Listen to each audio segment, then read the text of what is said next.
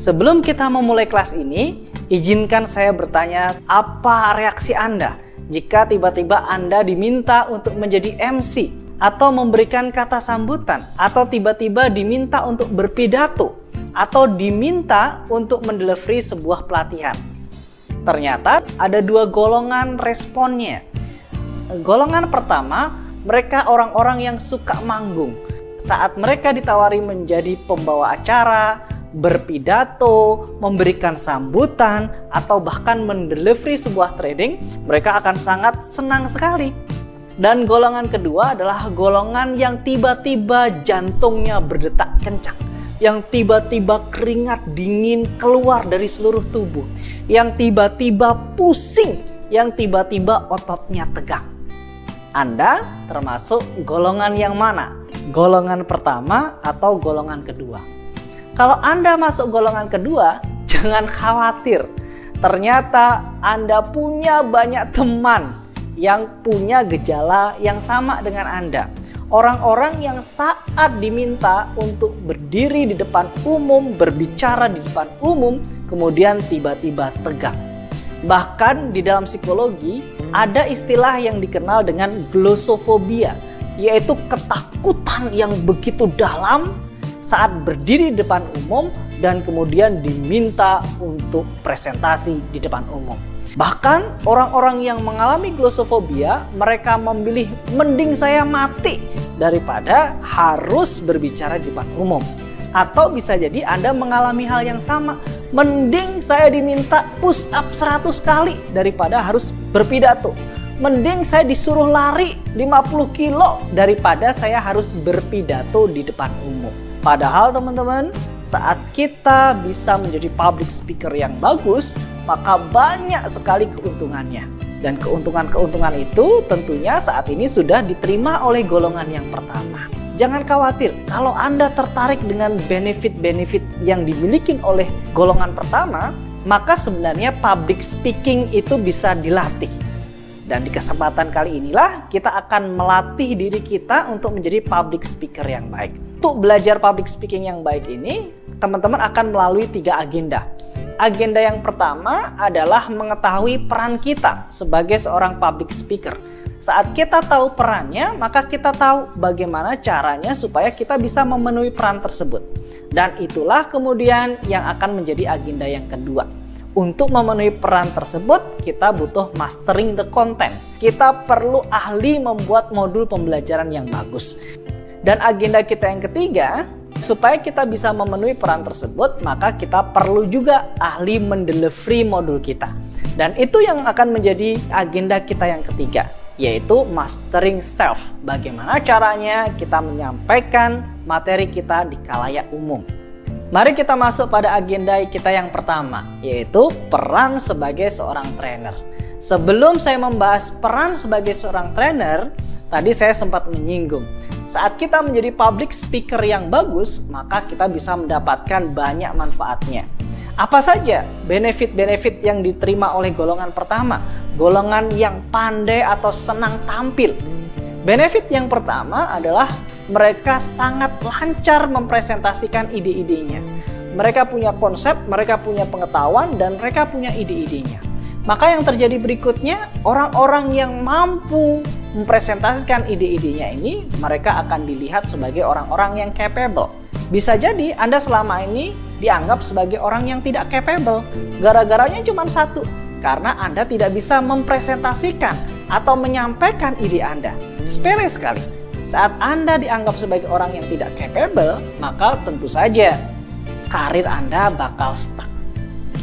Sehingga dengan menjadi presenter yang bagus, maka Anda punya kesempatan untuk mendapatkan promosi jabatan yang lebih besar dibandingkan orang-orang yang tidak bisa mempresentasikan idenya dengan baik.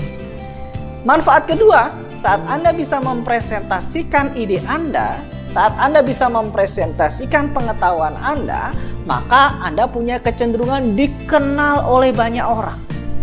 Dan saat Anda dikenal oleh banyak orang, maka tunggulah keajaiban akan terjadi. Itulah kenapa di dalam agama Islam silaturahmi itu menjadi salah satu kunci pembuka datangnya rezeki. Karena dengan silaturahmi kita dikenal dengan banyak orang, dan bisa jadi karena kita pandai menyampaikan ide-ide kita pandai menyampaikan gagasan-gagasan kita, orang melihat kita capable. Dan tentu saja kemudian saat ada peluang-peluang yang tercipta, yang datang pertama kali dalam pikiran teman kita adalah Anda. Karena Anda sering muncul, karena Anda dikenal oleh banyak orang. Sebaliknya, saat Anda tidak dikenal banyak orang, walaupun Anda punya kemampuan yang luar biasa, kecenderungannya peluang itu bukan untuk Anda.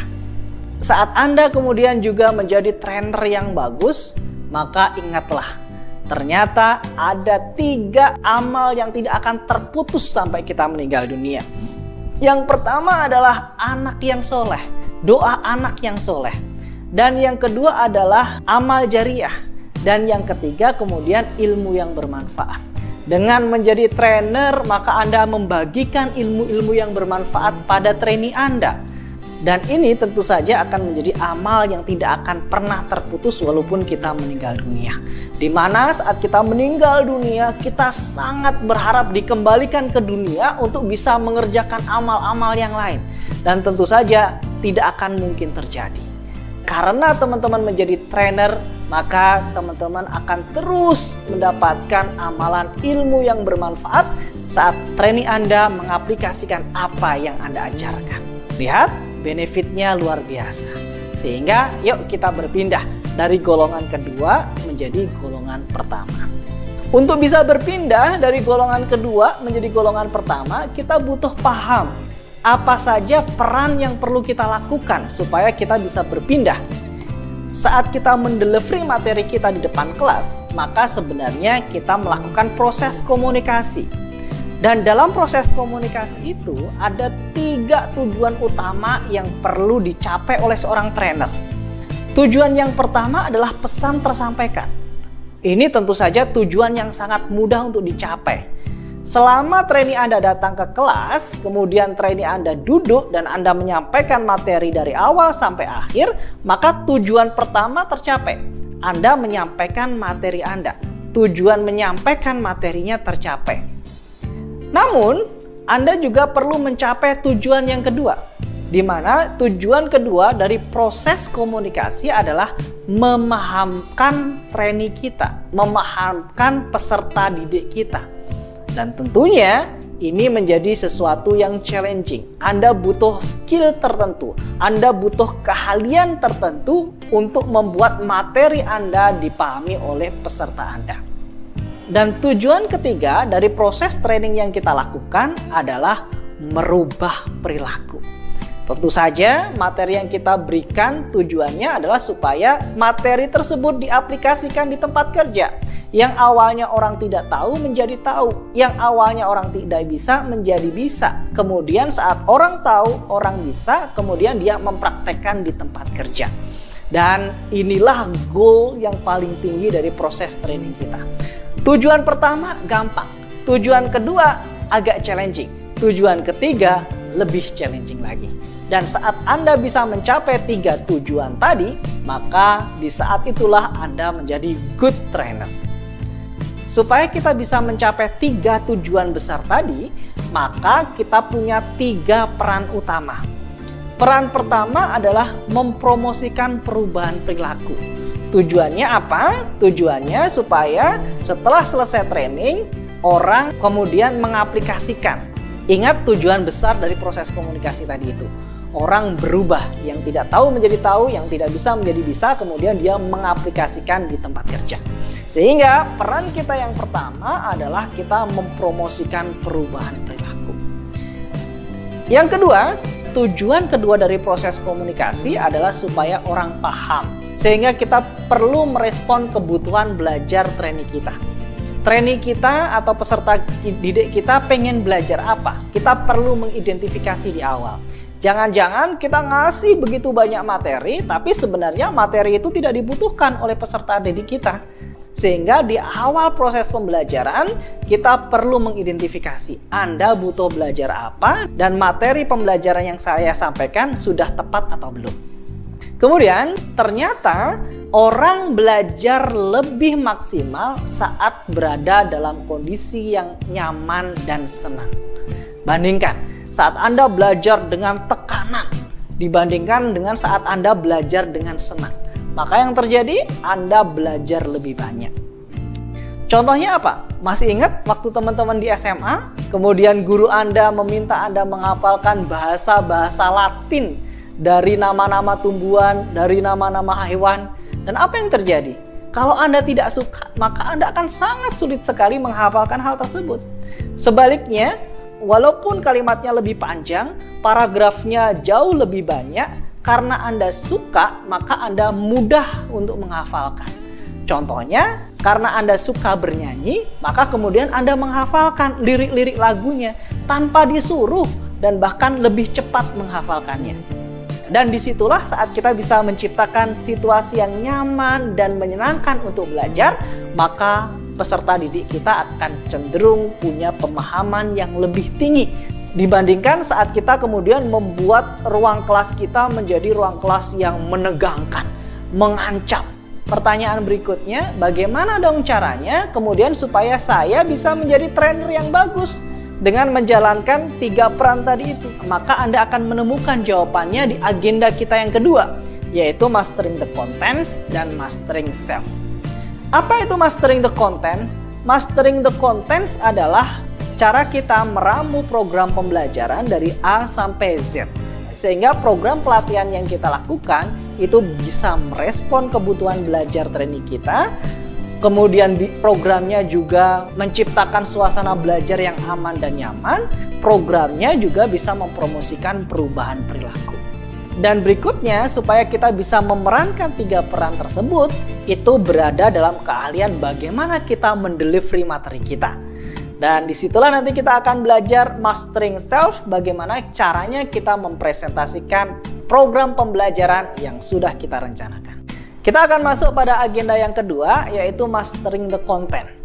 Bagaimana perasaan Anda saat Anda berada dalam kelas, kemudian Anda dapat materi pembelajaran, dan Anda ngerasa kok ini materinya nggak runtut ya, kok loncat-loncat ya. Tentu saja Anda kemudian menjadi bingung. Dan disinilah seorang trainer perlu mempersiapkan materi dengan baik sebelum presentasi. Dan agenda kedua, kita akan berbicara tentang mastering the content. Bagaimana menyiapkan materi pembelajaran yang bisa merespon kebutuhan belajar trainee kita, yang bisa menciptakan suasana nyaman dan aman, dan yang bisa mempromosikan perubahan perilaku. Saat Anda mendesain sebuah learning program, maka selalu ingat kata kuncinya, di mana kata kuncinya adalah tamu. T-A-M-U. T-nya merupakan singkatan dari tujuan pembelajaran. A-nya adalah arahan metodologi pembelajaran, M-nya adalah manfaat pembelajaran, dan U-nya adalah urutan yang logis. Silahkan pelajari video berikut ini untuk membuat sebuah learning program dengan mengaplikasikan tamu.